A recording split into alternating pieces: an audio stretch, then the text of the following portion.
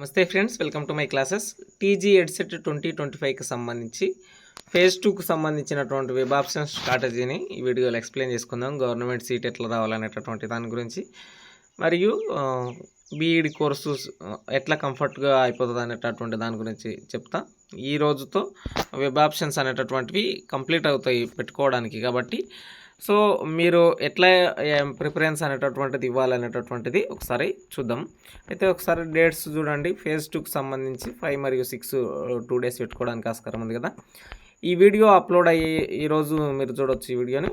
మరియు నేను దీంట్లోనే ఒక చిన్న గైడ్ చేయాలనుకుంటున్నాను మీ అందరిని. బీఈడి కోర్స్ కంఫర్టబుల్ జోన్ ఉంది కాబట్టి ఆల్రెడీ మీ ఫ్రెండ్స్ ఎవరైనా పెట్టుకున్నా వాళ్ళకు కూడా ఈ వీడియో షేర్ చేయండి.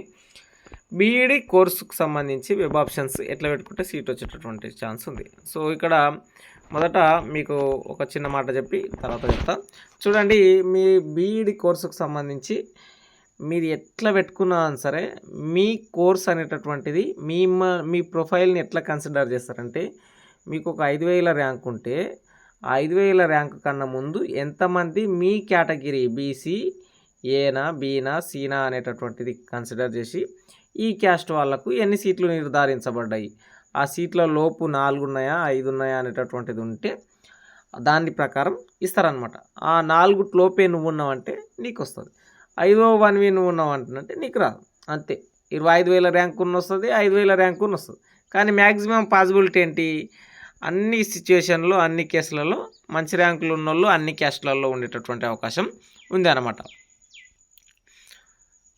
సో ఎడ్సెట్ కోర్సుకు సంబంధించినటువంటి చేస్తున్నప్పుడు ఎవరైతే ఎంపీసీ అనేటటువంటి వాళ్ళు మరియు ఆల్రెడీ లాంగ్వేజ్లతో కోర్సు చేసి ఒక సబ్జెక్టు మెథడ్గాను ఒక సబ్జెక్టు లాంగ్వేజ్ను తీసుకోవాలని అనుకునేటటువంటి వాళ్ళకు, మరియు ఎవరైతే సోషల్ స్టడీస్ చదివి వచ్చినటువంటి వాళ్ళు ఎవరైతే ఉండి వాళ్ళు ఆల్రెడీ పీజీ చేసి వచ్చినటువంటి వాళ్ళు ఉన్నారో ఈ 3 కేసులలో ఒక అంశము. మరియు దీంతో పాటు ఎస్సీ మరియు ఎస్టీ మరియు ఎంఎం అంటే ముస్లిం మైనారిటీ మరియు సిఎం అంటే క్రిస్టియన్ మైనారిటీ, వీళ్ళకి సంబంధించినటువంటి స్ట్రాటజీ చూడండి. సో ఇందులో మీరు ఏ కాలేజీలో సీట్ వచ్చినా సరే ఈ 5-6 కేటగిరీలో ఉన్నటువంటి వాళ్ళు మీరు కంఫర్ట్ జోన్లోనే ఉంటారు. ఎందుకంటే ఎంపీసీ తీసుకున్నటువంటి వాడు మెథడ్ 1తోని సీట్ రాలేదనుకో మెథడ్ 2తో రావడానికి ఆస్కారం ఉంటుంది ఫిజిక్స్తో. సో ఎంపీసీ తీసుకున్నటువంటి అభ్యర్థి ఎవరైనా సరే మెథడ్ 1తోని ఫస్ట్ ఫేజ్లో రాలేదనుకోండి, మెథడ్ 2 అయినటువంటి మీరు ఫిజిక్స్ మెథడ్ 2గా తీసుకోవాలనుకుంటే ఫిజిక్స్తోని సీట్ పెట్టుకోండి అనమాట. సో మిమ్మల్ని ఒక గవర్నమెంట్ కాలేజ్లో 2 టైమ్స్ మీ ప్రొఫైల్ని కన్సిడర్ చేస్తారు. ఆ 2 టైమ్స్లో మీరు మీ ర్యాంకులు దాంట్లో మీకున్నటువంటి సీట్లలో మీరు ముందు వరుసలు ఉంటే మీకు ఇస్తారనమాట. సో అంతే.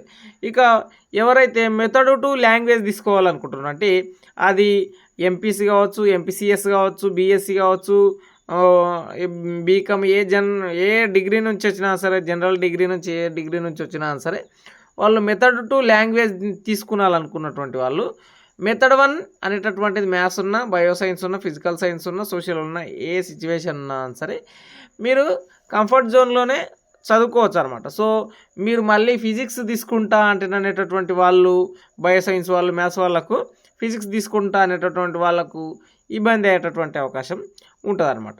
మరియు సోషల్ స్టడీస్ చదివి డిగ్రీలో బిఏనో బీకామో వచ్చేసి తర్వాత పీజీ కూడా కంప్లీట్ చేసుకొని వచ్చినటువంటి వాళ్ళకు వీళ్ళకు 2 అవకాశాలు ఉంటాయి. 2 అవకాశాల్లో 2 అవకాశాలకు విజయమే ఉంటుంది. ఎందుకంటే వీళ్ళు మళ్ళీ పీజీ చేయాల్సినటువంటి అవసరం లేదు. మరియు వీళ్ళకు ఏ మెథడ్తో చేసినా, ఓరియంటల్ లాంగ్వేజ్తో చేసినా సరే మెథడ్ 1గా, సోషల్ స్టడీస్తో చేసినా సరే వీళ్ళు ఈజీగా బీఈడి అయిపోయిన తర్వాత అన్ని పబ్లిక్ నోటిఫికేషన్స్కి అవకాశం వస్తుంది. ఇక ఎస్సీ ఎస్టీ ముస్లిం మైనారిటీ క్రిస్టియన్ మైనారిటీ వాళ్ళు గుర్తించండి. వీళ్ళందరికీ చెప్తున్నది కొంచెం మెచ్యూర్గా ఆలోచించండి.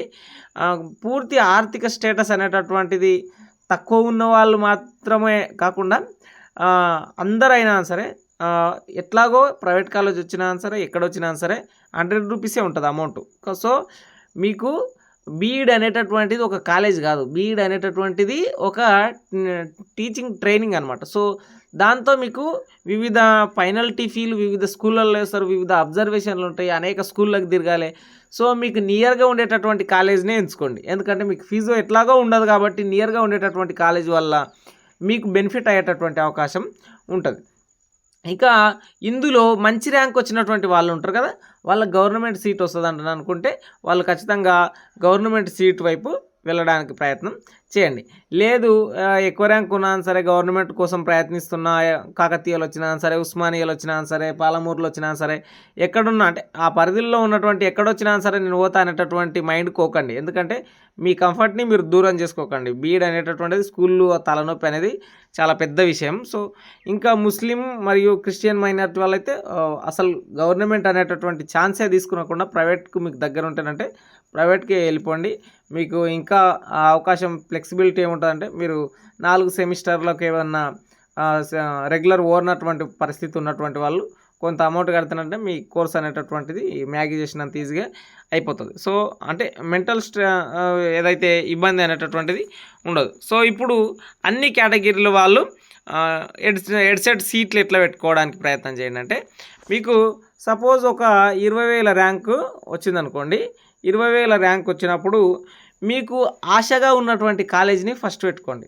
అంటే మీ ఫస్ట్ది కాలేజ్ ఏంటిది, మీ ఆశ. రెండవది మీకు అది ఖచ్చితంగా రాదు అనేటటువంటి నమ్మకం ఏదైతే ఉంటుందో, రాదు ఈ కాలేజీ నాకు రాదు అని మీరు రౌండప్ చేసుకున్నట్టు కదా, ఆ రెండవ కాలేజీని పెట్టుకోండి. మూడవ కాలేజీలో ఇది ఫస్టే పెడితే ఇదే వస్తుందిరా నాయన అనేటటువంటి అపద్రూప భావం ఏదైతే ఉంటుందో అదిని 3rd, 4th, 5th వెనకాల పెట్టుకోవడానికి ప్రయత్నం చేయండి. అంటే ఆశగా ఉండేటటువంటి కాలేజీలో మీ ప్రొఫైల్ని సెలెక్ట్ చేసుకునేటటువంటి అవకాశం ఉంటుంది. ఎందుకంటే మీకు అప్పటికే చాలా పెద్ద ర్యాంక్ వచ్చినప్పుడు వాడు ర్యాంక్ చూస్తాడు, మిమ్మల్ని పక్కన పెడతాడు. అంటే అంతవరకే ఆడున్న 4 సీట్లకు ఈ ర్యాంక్ కూడా సెలెక్ట్ అవుతాడో లేడో అనేటటువంటి కాన్సెప్ట్ కాకుండా మీ ర్యాంక్ చూసిందాడే మీకు ఆ కాలేజీని రిజెక్ట్ చేసేటటువంటి అవకాశం ఉంటుంది. సో మీరు అదే ఒక కాలేజీనే ప్రియారిటీగా పెట్టుకునేటటువంటి కాన్సెప్ట్లు ఉన్నారన్నమాట. సో ఆ కాలేజీని ఫస్ట్ పెట్టుకొని, సెకండ్ రానటువంటి కాలేజీని పెట్టుకొని, తర్వాత 3rd, 4th, 5th ఇక ఇవి వచ్చినా సరే నేను చేయగలుగుతానేటటువంటి దాంట్లో పెట్టుకోవడానికి ప్రయత్నం చేయండి. ఇంకా బీఈడికి సంబంధించినటువంటి బెస్ట్ స్ట్రాటజీ ఇవన్నిటికంటే మీ కంఫర్ట్లో మీ బీఈడి అయిపోవాలంటే ఎస్సీ, ఎస్టీ, క్రిస్టియన్, ముస్లిం మైనారిటీ వాళ్ళు ప్రైవేట్కు దగ్గరగా ఉంటానంటే ప్రైవేట్లో చేయండి. గవర్నమెంట్ సీట్ వస్తానంటే ఇంకా బెటర్గా గవర్నమెంట్లో చేయండి. ఇక బీసీ మరియు ఈడబ్ల్యూఎస్ వాళ్ళు ఎవరైతే ఉంటారో, బీసీ అన్ని కమ్యూనిటీల సెక్షన్లో మీ సాయశక్తుల గవర్నమెంట్ వస్తుందేమో ప్రయత్నించండి. రాలేని పరిస్థితుల్లో మీకు ప్రైవేట్ కాలేజీలో ఆ కాలేజీలో ఫీజు తగ్గుంది, ఈ కాలేజీలో ఫీజు ఎక్కువ ఉంది అనేటటువంటి కాన్సెప్ట్కి వెళ్ళకుండా మీకు నియర్గా ఉండేటటువంటి కాలేజీలో వెళ్ళండి. ఎందుకంటే మీకు నియర్గా ఉండేటటువంటి స్కూల్స్ రావాలి. కొన్ని స్కూళ్ళకు ఏ వెహికల్స్ ఫెసిలిటీ కూడా ఉండదు, గర్ల్స్ వెళ్ళడం కూడా ఇబ్బందిగా ఉంటుంది. సో ఇవన్నీ ఇప్పుడే మైండ్లో పెట్టుకొని పలానా ఒక 5 కిలోమీటర్లు ఉన్న దూరంలో కాలేజీలో జాయిన్ అయితే మా చుట్టుపక్కల ఉన్న గ్రామంలోనే నేను టీచింగ్ ప్రాక్టీస్ చేసుకుంటా అనేటటువంటి మైండ్ సెట్తో ఉండాలన్నమాట. సో ఇది ఎడ్సెట్కి సంబంధించినటువంటిది. ప్రియారిటీ అనేటటువంటిది మీరు అప్ డౌన్ చేసేటప్పుడు కూడా కొంత క్లారిటీతో ఉండాలి. ఎందుకంటే ఇప్పుడు మీరు 4th రిమూవ్ చేసింది అనుకోండి, అది మీరు పెట్టేటటువంటి వరుసలో 3rdకి వచ్చేటటువంటి అవకాశం, ఏదైతే 2ది డౌన్ చేస్తున్నప్పుడు మీ తానున్నటువంటి 3rdది 2కు ఇట్లా వస్తున్నప్పుడు మీ కాలేజ్ అనేటటువంటిది మీరు ఇదే అనుకున్నారా లేదా అనేటటువంటిది 1కి 10 సార్లు చూడండి. 10 కాలేజీలు పెట్టుకోండి, లాస్ట్కు సేవ్ చేయండి. మీరు దాని నుంచి లాగౌట్ అయినా సరే మీరు పెట్టిన యాడ్ ప్రియారిటీ అనేటటువంటిది ఏం వెళ్ళదు. ఫైనల్ డిసిజన్తో సేవ్ చేసి కంప్లీట్ చేయడానికి ప్రయత్నం చేయండి. ఇక వీటన్నిటికి సంబంధించి ఇందులో కూడా సీట్ రాకపోతే మేనేజ్మెంట్ కోటాలో ఎట్లా చేయాలి, ఎట్లా జాయిన్ కావాలి, ఏంటి స్ట్రాటజీ అనేటటువంటిది మేనేజ్మెంట్కి సంబంధించినటువంటి వీడియో నేను చేస్తా. అయితే ఇంకొక టాపిక్ ఏంటంటే ఈ ఫేస్ 2nd మరియు ఫైనల్ అని చెప్పి ఇవ్వడం జరిగింది కదా, దీనికి సంబంధించినటువంటిది admission schedule of final phase అని చెప్పి ఏదైతే ఇవ్వడం జరిగిందో, 2nd అండ్ ఫైనల్ అంటానని చెప్పి ఇవ్వడం జరిగిందో, ఇది 2nd అండ్ ఫైనల్ ఏం కాదు, ఇంకొకటి స్పెషల్ ఫేజ్ అనేటటువంటి నేమ్తో వచ్చేటటువంటి అవకాశం ఉంటుంది. ఇప్పుడు మిగిలిపోయినటువంటి సీట్లు కావచ్చు, అన్నిటినీ మళ్ళీ ఫిల్ చేసేటటువంటి అవకాశం ఉంటుంది. ఫస్ట్ ఫేజ్లో 9,000 పైచీలకు సీట్లు ఫిల్ అయినాయి. మొత్తం 14,000 పైచీలకు ఉంటాయి. ఆ 9,000 దాంట్లో కొంతమంది జాయిన్ అవ్వలేకుండా ఉంటారు కాబట్టి ఒక 6,000-7,000 అయి ఉంటాయి. సో ఇప్పుడు సెకండ్ ఫేజ్లో కూడా ఒక 6,7 వరకు అయ్యి ఒక 10,000 వరకు ఫిల్ అయ్యేటటువంటి అవకాశం ఉంటుంది. అంటే కొంతమందికి మళ్ళీ నచ్చదు, మళ్ళీ వెయిట్ చేస్తుంటారు. సో 10,000 వరకు ఫిల్ అయితే ఒక 3-4,000 ఉంటాయి. కొంతమంది స్లైడ్ అవ్వాలనుకున్నటువంటి వాళ్ళు స్లైడ్ కూడా మీరు సెకండ్ ఫేజ్లో వచ్చిన ప్రతి సీట్ని మీరు జాయిన్ అవ్వండి. జాయిన్ అయిన తర్వాతనే థర్డ్ ఫేజ్ మళ్ళీ పెట్టుకోండి. ఎందుకంటే మీకు ప్రైవేట్ కాలేజ్ అయితే రీఫండ్ అవుతుంది, గవర్నమెంట్ కాలేజ్ అవుతుందంటే మళ్ళీ మీకు రీఫండ్ అవుతుంది. మీకు మీ మనీ ఎక్కడ పోవు.